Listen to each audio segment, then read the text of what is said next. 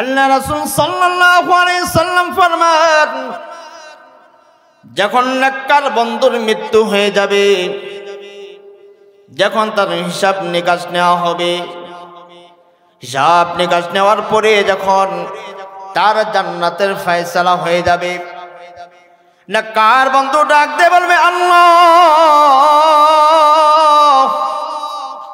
আজকের দিনে আমাকে আপনি জান্নাতের সার্টিফিকেট দিয়েছেন।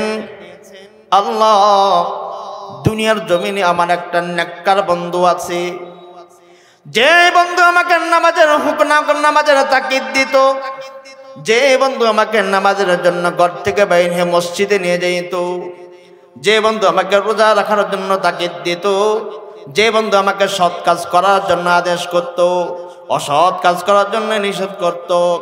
আল্লাহ, আপনার কাছে আজকের দিন আমি ফরিয়াদ করি গো মালিক, আমাকে যেই রকম ভাবে আজকে আপনি আমাকে জান্নাতের সার্টিফিকেট দিয়েছেন, আল্লাহ, আমার ওই বন্ধুকে আপনি জান্নাতের সার্টিফিকেট দেন। আল্লাহ পাক রব্বুল আলামিন ডাক দিয়ে বলল, আমার বান্দা, তোমারও তো আমি আল্লাহ তাআলা কবুল করলাম, তোমারও তো আমি আল্লাহ তাআলা কবুল করে নিলাম। ও বন্ধু, ও আল্লাহর বান্দা, ওই বন্ধুর যখন মৃত্যু হয়ে যাবে, মৃত্যু হওয়ার পরে যখন তার হিসাব নিকাশ নেওয়া হবে, আল্লাহ রাসূল সাল্লাল্লাহু আলাইহি সাল্লাম ফরমান, ওই বন্ধুর সাথে তার নেককার বন্ধুকেও একসাথে দিয়ে আল্লাহ তাআলা তাদেরকে আল্লাহ তাআলা তৈরি জান্নাতে প্রবেশ করাইয়া দিবে। তাহলে দুনিয়ার জমিনে নেককার বন্ধু থাকলে লাভ না ক্ষতি? বলেন, লাভ না ক্ষতি? তো নেককার বন্ধু যখন জান্নাতে যাবে, তাহলে ওই নেককার বন্ধু আমাকে কোথায় নিয়ে যাবে? জান্নাতে নিয়ে যাবে। আর বদকার বন্ধুর ঘটনাও শোনেন। বদকার বন্ধুর যখন ইন্তেকাল হবে, যখন তার হিসাব নিকাশ নেওয়া হবে, বদকার বন্ধুর হিসাব নিকাশ নেওয়ার পরে যখন তার জাহান্নামের ফয়সালা হয়ে যাবে, জাহান্নামের ফয়সালা যখন হয়ে যাবে, ওই বদকার বন্ধু ডাক দিয়ে বলবে, আল্লাহ, দুনিয়ার জমিনে আমার একটা বন্ধু ছিল, যে বন্ধু আমাকে খারাপ কাজ করার জন্য উদ্বুদ্ধ করত, সে নিজেও মদ খাইত, আমাকেও মদ পান করাতো, সে নিজেও জিনা করত, আমাকেও জিনা করাইতো, সে নিজে খারাপ কাজ করত, আমাকেও সে খারাপ কাজ করাইতো। আল্লাহ, আজকের দিনে আমাকে জাহান্নামের সার্টিফিকেট যে রকম ভাবে দিয়েছেন, আল্লাহ গো, আপনার কাছে আমার ফরিয়াদ, আমার ওই বন্ধুকেও আপনি জাহান্নামে নিক্ষিপ্ত করিলেন। যখন রাসূল সাল্লাল্লাহু আলাইহি সাল্লাম ফরমান, যখন ওই নাফরমান বন্ধুর যখন ইন্তেকাল হবে, ইন্তেকাল হওয়ার পরে যখন তার বন্ধু আল্লাহ তাআলা দরখাস্ত করছে, আল্লাহ, তাকে আপনি জাহান্নামে নিক্ষিপ্ত করবেন, তারও যখন ইন্তেকাল হবে, তার ইন্তেকাল হওয়ার পরে যখন তারও যখন বদ আমল থাকবে, তাইলে রাসূল সাল্লাল্লাহু আলাইহি সাল্লাম ফরমান, তার খারাপের সাথে বন্ধুত্ব থাকার কারণে দুজন বন্ধুকে আল্লাহ তাআলা জাহান্নামে নিক্ষিপ্ত করবেন।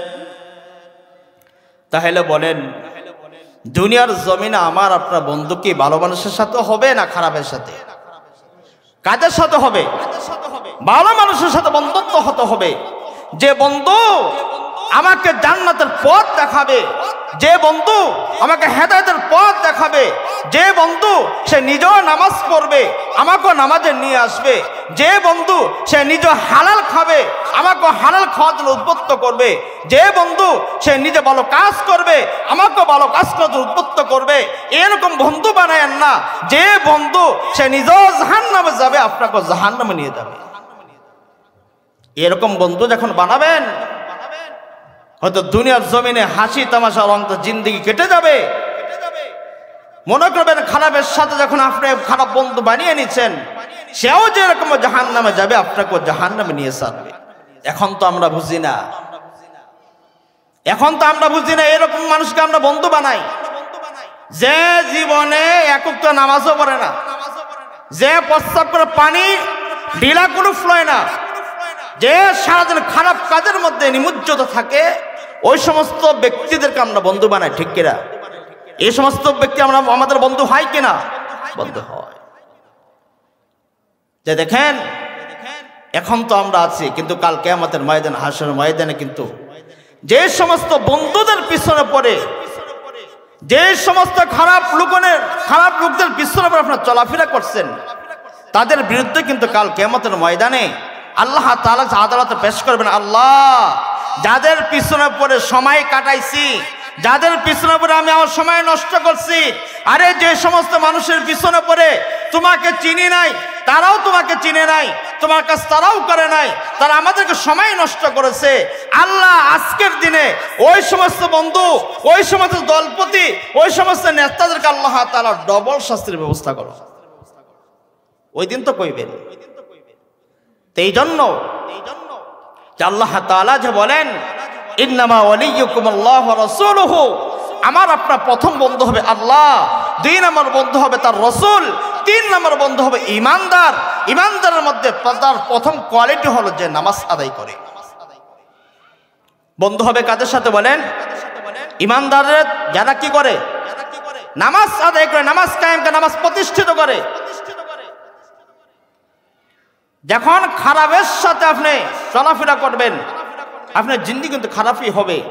যখন ভালোর সাথে চলাফেরা করবেন, তাহলে আপনার জিন্দেগি কিন্তু ভালোর দিকে ধাবিত হবে। যে রাসূল সাল্লাল্লাহু আলাইহি সাল্লাম দেখেন বন্ধুকে কোথায় নিয়ে যায়।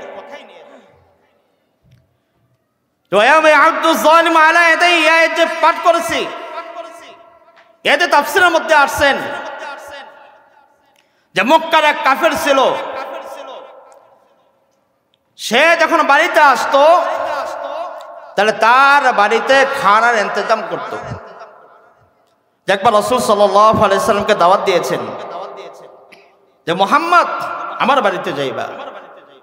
এখন রাসূল সাল্লাল্লাহু আলাইহি ওয়াসাল্লাম বলছেন, ঠিক আছে আপনার বাড়িতে যাব, একটা শর্ত আছে। শর্ত হলো, যদি আপনি ঈমান আনয়ন করেন, যদি আপনি কালিমা পড়েন, তাহলে আপনার বাড়িতে আমি যাব। তখন সে বলতেছে, আরে মুহাম্মদ তো সে কুরাইশ বংশের একটা সম্মানিত লোক।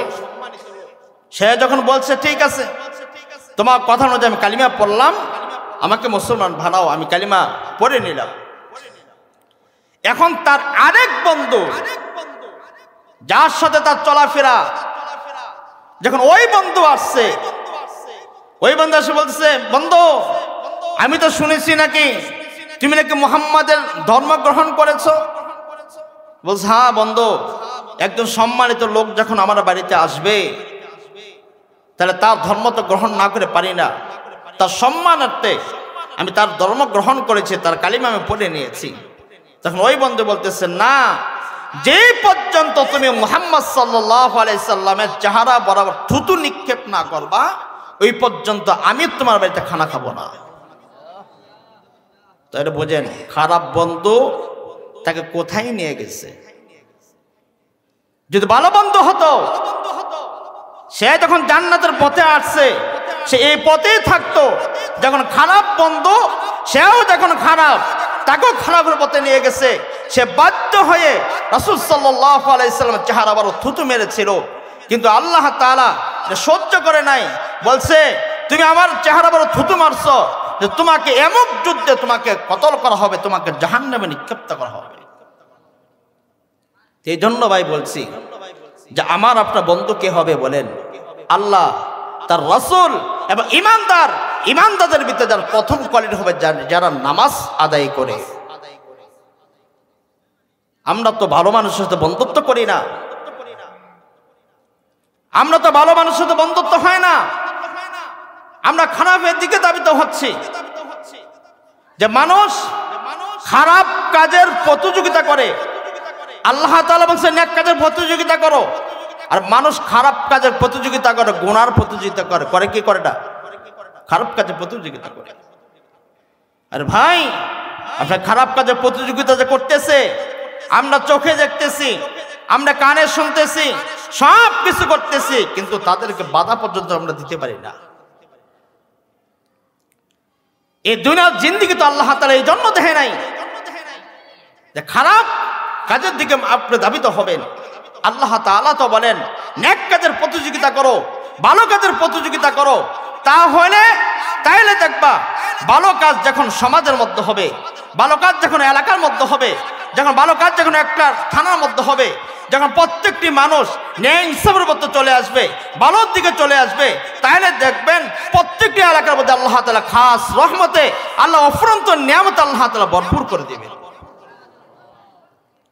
আমরা তো ভালো কাজের দিকে যাই না।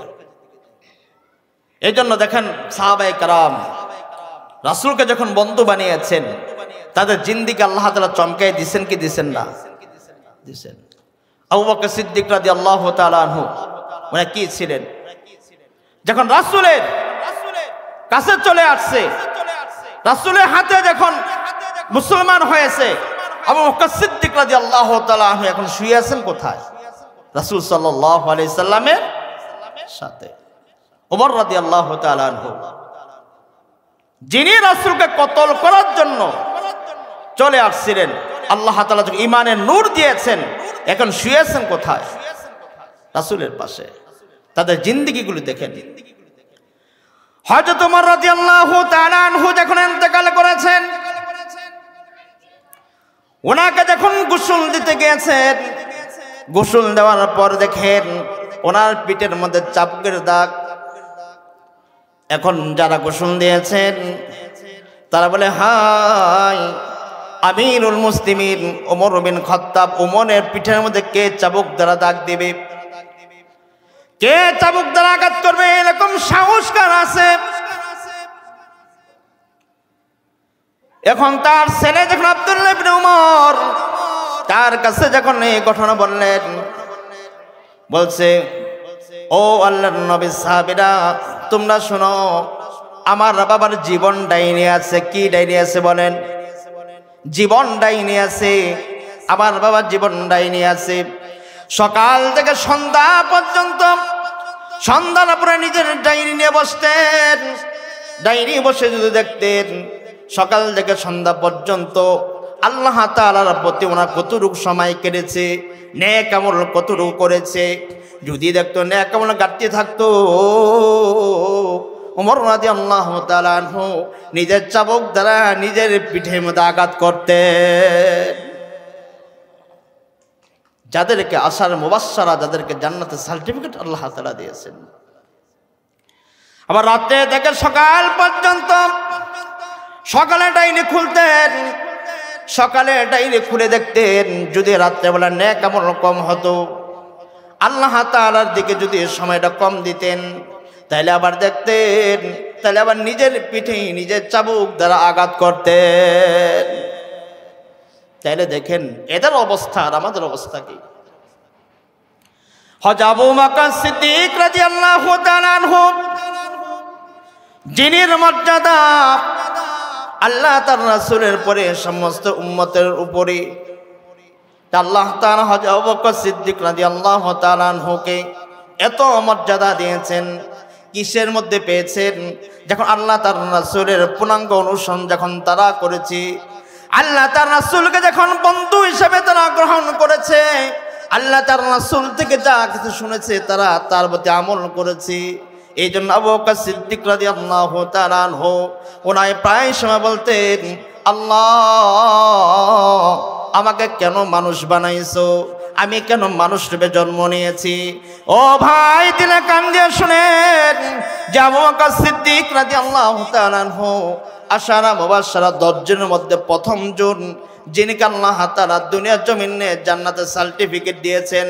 হযরত আবু বকর সিদ্দিক রাদিয়াল্লাহু তাআলা আনহু বলতেন, আল্লাহ আমাকে যদি মানুষ না বানাইয়া খড়কুটা বানাইতেন, যদি আমাকে গাছ বানাইতেন, তাইলে গরু ছাগল খেয়ে ফেলতো। আল্লাহ আমাকে যখন মানুষ বানাইছেন, পরকালে তো আপনার দরবারে আমার হাজিরা দিতে হবে, পরকালে তো আপনার দরবারে আমার দাঁড়াতে হবে। এ ভাই, যারা দুনিয়ার জমিনের সার্টিফিকেট পাওয়ার পরেও তারা যদি এরকমভাবে কান্না করতে পারেন, তারা যদি এরকমভাবে আল্লাহ তাআলাকে ভয় পেতে পারেন, তারা যদি এরকমভাবে কবর জগৎকে ভয় পেতে পারেন, তারা যদি এরকমভাবে জাহান্নামকে ভয় পেতে পারেন, তাহলে আমার আপনার ভিতরে কতটুকু জাহান্নামের ভয় থাকা দরকার? আছে এই ভয় আমার আপনার ভিতরে নাই। এই ভয় আমার আপনার ভিতরে নাই। কবরের ভয় আমার আপনার ভিতরে নাই। আমরা দুনিয়ার পিছনে পড়ে, দুনিয়ার মায়ায় পড়ে, দুনিয়ার এই ধন সম্পদ মোহ পড়ে আল্লাহ তাআলাকে আমরা ভুলে গেছি। উসমান রাদিয়াল্লাহু তাআলা আনহু যখন কবরের পাশে যাইতেন, চোখ দিয়ে অজস্র কান্না করতেন।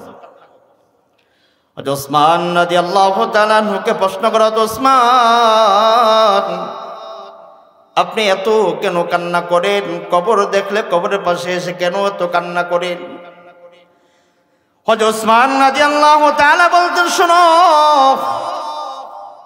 যে দেখো, কবর হলো প্রত্যেকটি মানুষের জন্য প্রথম ঘাঁটি। দুনিয়ার জমিন থেকে যখন সে চলে আসবে, যখন সে কবরে আসবে, তাহলে তার কবরের জিন্দেগিটা তার প্রথম ঘাঁটি। যে কবর থেকে নাজাত পাবে, তারপরে জিন্দেগিগুলো এমনি আসানের সাথে সে পার হয়ে যাইবে। যখন কবরে জগতের মধ্যে সে আটকে যাবে, তাহলে তার প্রত্যেকটি ঘাঁটি তার কষ্টের মধ্যেই থাকবে। হযরত উসমান রাদিয়াল্লাহু তাআলা আনহুকে বলা হতো, উসমান, আপনার সামনে যখন জাহান্নামের আযাবের কথা বলা হয়, জাহান্নামের বয়ান করা হয়, তখন তো আপনি এত কাঁদেন না, কবর দেখলে এত কাঁদেন। এই জন্য ভাই, আল্লাহ তাআলা আমাকে আপনাকে এই দুনিয়ার জমিনে পাঠাইছেন। আজ আমরা এই দুনিয়ার জমিনে আছি, একদিন কিন্তু আমরা এই দুনিয়ার জমিনে কেউ থাকবো না। একদিন আমি আপনি দুনিয়ার জমিন থেকে মৃত্যুর মাধ্যমে দুনিয়ার জমিন থেকে বিদায় হয়ে চলে যাব, আপনি কেউ থাকবে না। এই জন্য ভাই, আল্লাহ পাক রব্বুল আলামিন যে জন্য আমাকে আপনাকে বানাইছেন, আমার আল্লাহ তাআলা আমার আপনাকে দেখবে না তুমি কতটুকু সম্পদ কামাই করেছো, তুমি কয়তলা বাড়ি করেছো, তোমার কয়টা গাড়ি আছে, এটা আল্লাহ তাআলা দেখবে না। যখন কবরের জগতের মধ্যে যাবেন, আমার আপনার কাছে আল্লাহ তাআলা নেক আমল চাবেন, ভালো জিনিস চাবেন। আমার আপনার কাছে আল্লাহ তাআলা ভালো জিনিসগুলো চাবেন। যদি আমার আপনার কাছে নেক আমল থাকে, যদি আল্লাহ তাআলার কাছে যেগুলো আমার আপনার কাছে নেক আমল পায়, ভালো কাজ পায়, আল্লাহ তাআলা আমার আপনার প্রতি সন্তুষ্ট থাকে, তাহলে ভাই, তাহলে আমার আপনার জিন্দেগি সফল হয়ে যাবে। আর যদি নেক আমল না থাকে, যদি বদ আমল নিয়ে যায়, তাহলে দুনিয়ার জমিন থেকে শাস্তি পেতে পেতে আমার আপনার মৃত্যুর মাধ্যমেই শাস্তি শুরু হয়ে যাবে। একদম মওতের সময়, জান বাহির করার সময় শাস্তি দেওয়া হবে, কবরে গেলে শাস্তি দেওয়া হবে, জাহান্নামের আগুনের মধ্যে জ্বলতে হবে। এই জন্য ভাই, আমার আপনার প্রতিজ্ঞা করতে হবে, এই দুনিয়ার জমিনে আমি আপনি যতদিন বেঁচে থাকবো, আমাকে আপনাকে আল্লাহ তাআলা এই দুনিয়ার জমিনে যতদিন হায়াতের জিন্দেগি দিয়েছেন, এই হায়াতের জিন্দেগির মধ্যে শুধু আমি আপনাকে আল্লাহ তাআলাকে রাজি খুশি করার জন্য নেক আমল করব। এই দুনিয়ার জমিনে আল্লাহ তার রাসূলকে বন্ধু বানাবো। নেক আমল 3 নাম্বার, মুমিন বান্দাদেরকে বন্ধু বানাবো, যাদের মধ্যে যারা নামাজ কায়েম করে। মুমিন বান্দার 2 নম্বর কোয়ালিটি হলো ইউকিমুনাস সালাহ ওয়া ইউতুনাজ যাকাত, যারা যাকাত আদায় করে, ওয়া হুম রাকিউন, যারা রুকু করে। এই 3 গুণ কোয়ালিটি মুমিন যারা আছে, তাদের সাথে আমার আপনার বন্ধুত্ব হবে, ঠিক কিনা? তাইলে বলেন, আমরা দুনিয়ার জমিনে প্রথম বন্ধু কাকে বানাবো? বলেন জোরে, কাকে বানাবো? আল্লাহ। 2 নাম্বার রাসূল, 3 নাম্বার মুমিন বান্দা। মুমিন বান্দার মধ্যে আবার 3টা কোয়ালিটি, 3টা গুণ থাকতে হবে। এক তো সেই ইমানদার, 2 সে তার প্রথম গুণ হলো সে নামাজ কায়েমকারী হতে হবে। বলেন কি? নামাজ। যদি আল্লাহ তাআলা তাকে অর্থবান বানায়, যাকাত সে দিতে হবে, 2 নাম্বার গুণ। 3 নাম্বার গুণ হলো রুকুকারী হতে হবে। কি কারী হতে হবে? বলেন রুকুকারী। যদি এই সমস্ত ব্যক্তিদেরকে আমরা বন্ধু বানাই, তাদের অনুযায়ী, তাদের কথা অনুযায়ী যদি আমরা চলি, তাদের সাথে আমার আপনার মহব্বত থাকে, সে যে এরকম ভাবে জান্নাতে যাবে, আমাকেও নিয়ে তারা জান্নাতে যাবে। তাইলে এই জন্য খারাপ লোকদের সাথে কখনো চলাফেরা করব না, খারাপদেরকে কখনো বন্ধু বানাবো না। আমার আপনার সম্পর্ক থাকবে আল্লাহ তার রসুলের সাথে, রসুলের প্রেমিক যারা আছে তাদের সাথে সম্পর্ক থাকবে, আল্লাহ কোরআনের সাথে সম্পর্ক থাকবে, রাসূলের সুন্নাহর সাথে সম্পর্ক থাকবে, আল্লাহর যে মাদ্রাসা আছে মাদ্রাসাগুলোর সাথে আমাদের সম্পর্ক থাকবে। আমরা কোরআনের সাথে কোনো সম্পর্ক নাই, রাসূলের সুন্নাতের সাথে কোনো সম্পর্ক নাই, নবী করে এই মাদ্রাসাগুলোর সাথে সম্পর্ক নাই, এই যে আল্লাহর মসজিদ আছে মসজিদের সাথে কোনো সম্পর্ক নাই। আমার আপনার সময় কাটতেছে, বেহুদা সময় কাটতেছে, আজারা সাহসে বসে বসে আমরা সময় কাটাইতেছি। কিন্তু যখন আমরা মসজিদে আসি তাহলে বোঝা যায় যে আমার আপনার সময় কতটুকু দাম। যে বলা হয়েছে যে মানুষ যখন মসজিদে বেশি বেশি গমন করবে, মসজিদের সঙ্গে বেশি বেশি আসবে, তাহলে তাকে ইমানদারের সাক্ষ্য দাও। কিন্তু আমরা মসজিদে আসলে কখন মসজিদ থেকে বাইরে হব ওই চিন্তা আমরা বিভোর হয়ে যাই। আর বাজার বলেন, দুনিয়ার মধ্যে সর্ব উত্তম জায়গা কোনটা? সর্ব উত্তম জায়গা আর নিকৃষ্ট জায়গা আমরা সময় কাটাই কোনটার বেশি? বাজারে। যে আল্লাহ তাআলা আয়াতের মধ্যে বলেন, ফালিয়াদহাকু কলিলা ওয়াল ইয়াবকু কাসীরা।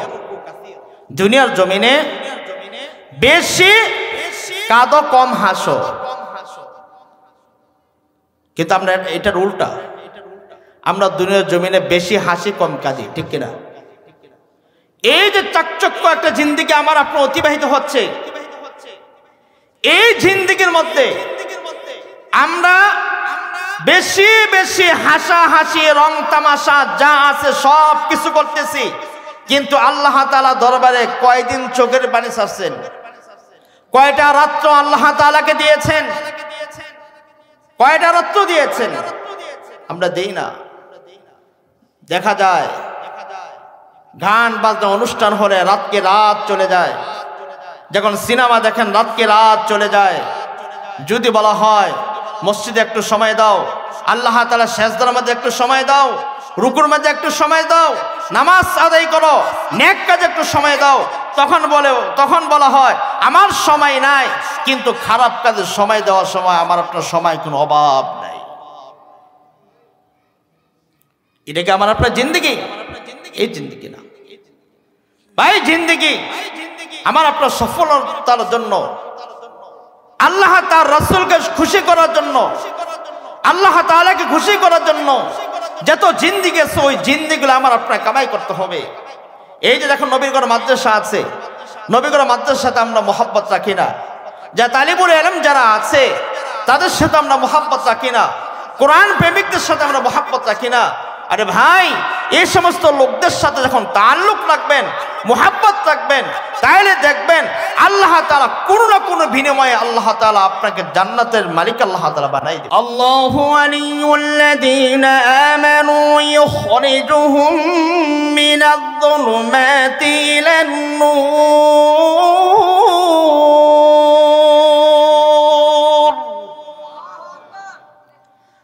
যদি আল্লাহ তাআলার সাথে বন্ধুত্ব করি, যদি আমার আপনার বন্ধু আল্লাহ তাআলা হয়ে যান, তাইলে আল্লাহ তাআলা আমাদেরকে অন্ধকার থেকে ফিরাইয়া, অন্ধকার জগৎ থেকে ফিরাইয়া আলোর রাস্তা, আলোর দিকে আল্লাহ তাআলা আমাদেরকে ধাবিত করেন। আর যদি শয়তান বন্ধু হয়, ওয়াল্লাযীনা কাফারু আউলিয়াউহুমুত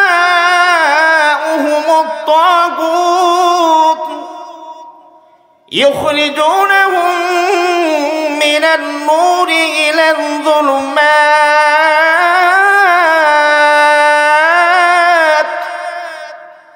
উলাইকা আসহাবুন নার হুম ফিহা খালিদুন।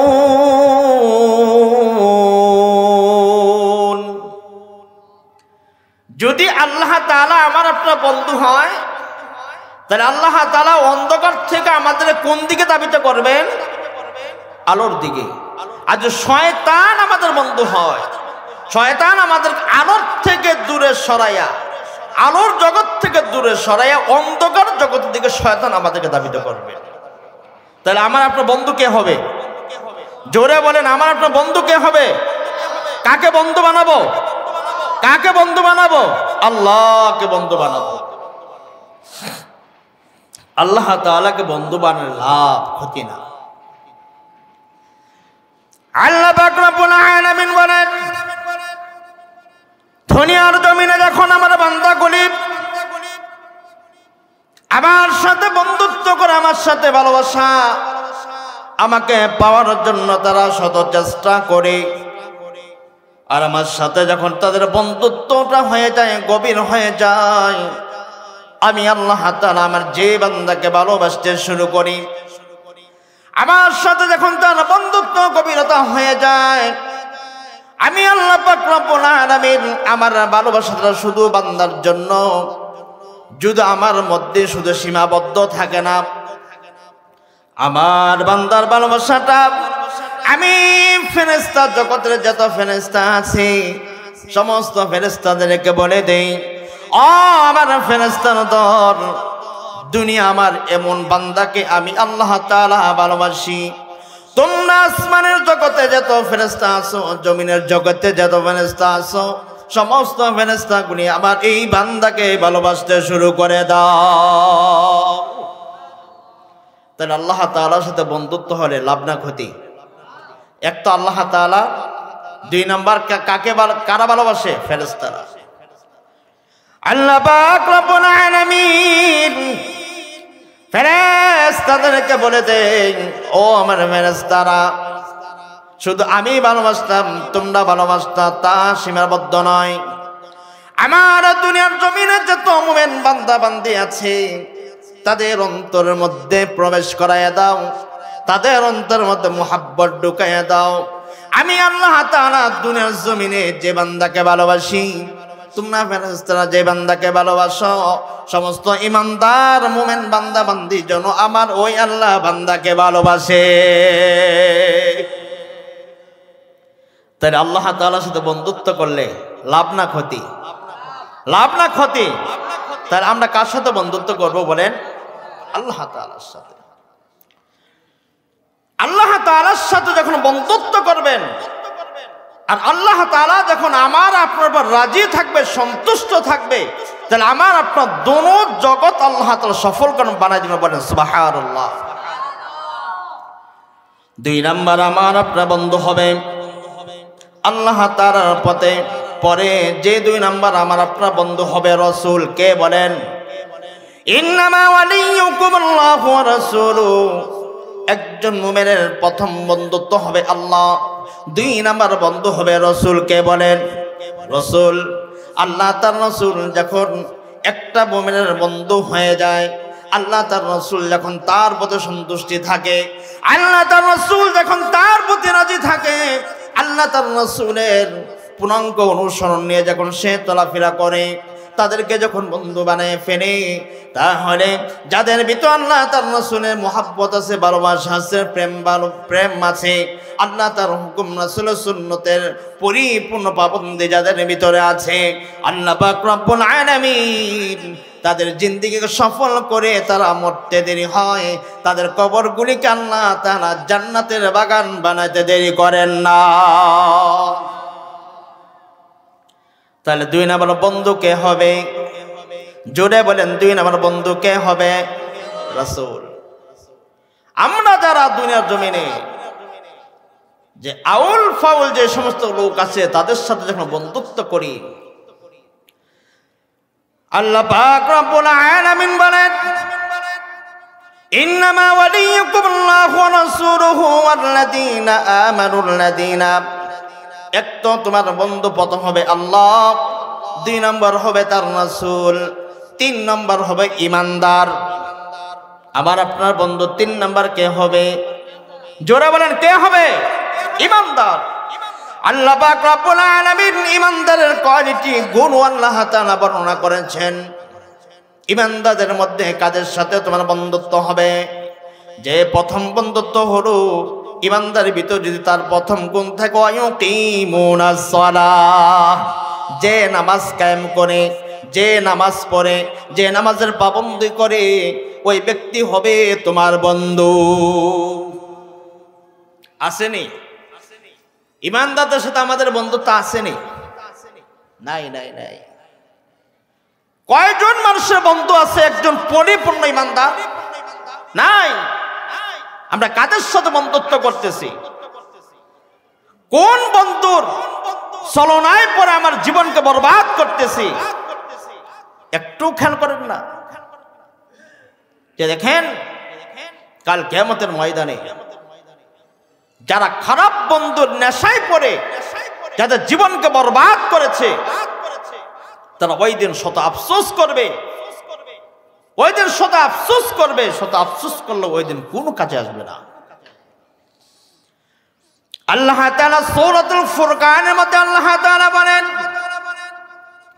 وَيَوْمَ يَعُضُّ الظَّالِمُ عَلَى يَدَيْهِ يَقُولُ يَا لَيْتَنِي اتَّخَذْتُ مَعَ الرَّسُولِ سَبِيلًا يَا وَيْلَتَى لَيْتَنِي لَمْ أَتَّخِذْ فُلَانًا خَلِيلًا لَقَدْ أَضَلَّنِي عَنِ الذِّكْرِ بَعْدَ إِذْ جَاءَنِي وَكَانَ الشَّيْطَانُ لِلْإِنسَانِ خَذُولًا। কাল কিয়ামতের ময়দানে কাফেররা যখন, নাস্তিক বেঈমানগুলি যখন তাদের হাতগুলি কামড়াতে থাকবে, কি কামড়াবে বলেন? নিজের হাতগুলি যখন তারা কামড়াতে থাকবে, কামড়াতে কামড়াতে যখন রক্ত প্রবাহিত হবে, রক্ত বাইর হইতে থাকবে, তখন ওই দিন প্রত্যেকটি ওই নাফরমানগুলি তারা ডেকে ডেকে বলবে, আরে দুনিয়ার জমিনে যদি وَيَوْمَ يَعُضُّ الظَّالِمُ عَلَى يَدَيْهِ يَقُولُ يَا لَيْتَنِي اتَّخَذْتُ مَعَ الرَّسُولِ سَبِيلًا يَا وَيْلَتَى لَيْتَنِي لَمْ أَتَّخِذْ فُلَانًا خَلِيلًا। ওই নাফরমানকে যদি দুনিয়ার জন্য বন্ধু না বানাতাম, ওই নাফরমানের কথা অনুযায়ী যদি আমি চলাফেরা না করতাম, যদি আমি আল্লাহ তার রাসূলকে পরিপূর্ণ বন্ধু বানাতাম, যদি পরিপূর্ণ ইমানদারকে বন্ধু বানাতাম, তারা যে পথ দেখাইছিল, আল্লাহ তার রাসূল যে পথ আমাদেরকে দেখাইছেন, পরিপূর্ণ ইমানদার যে পথ দেখাইছেন, যদি ওই পথে আমরা চলাফেরা করতাম, তারাও যে এরকম ভাবে জান্নাতের মধ্যে গেছে, আমরাও সেই রকম ভাবে জান্নাতে যেতে পারতাম। ওই দিন হাতগুলি কামড়াবে, রক্ত প্রবাহিত হইতে থাকবে, আর ওই দিন আফসোস করতে থাকবে, হাই দুনিয়ার জমিনে আল্লাহ তার রাসূল যদি বন্ধু বানাইতাম, তাদের কথা অনুযায়ী চলতাম, তাহলে আমার জিন্দেগি সফল হয়ে যেত। কিন্তু দুনিয়ার থেকে বিদায় হলে পরে শত আফসোস করলে কোনো কাজে আসবে? কোনো কাজে আসবে না। আমার আপনার যাহা কিছু করার এখন থেকে আমার আপনার করে যেতে হবে, ঠিক কিনা? এখনই করতে হবে। কারণ হলো ওই দিন আপনি শত আফসোস করবেন, কোনো কাজে আসবে না।